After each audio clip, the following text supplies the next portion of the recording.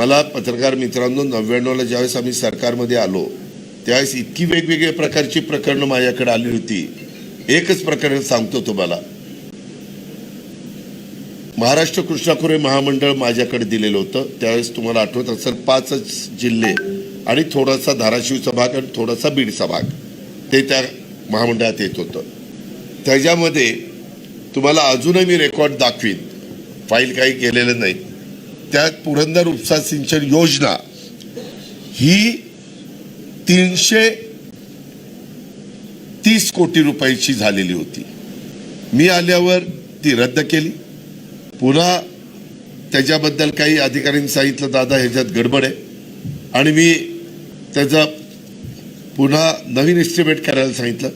पत्रकार मित्रांनो 220 कोटी झालं, 220, 330 आणि 220।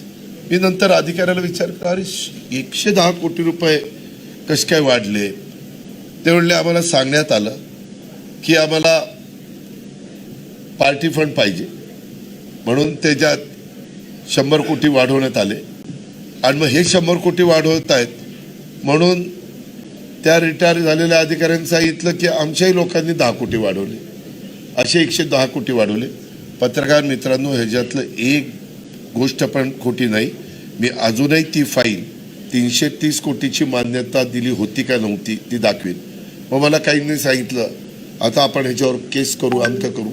म्हणलं आता लोकांनी आपल्याला दिलं निवडून, कुठं आता ते करत बसतात, जाऊ दे मरू द्या, आणि मी ते सोडून दिलं। वास्तविक ते काढलं असतं तर अक्षरशः हाहाकार माजला असता, कारण सगळे पुरावे होते, सह्या होत्या फाईलवर।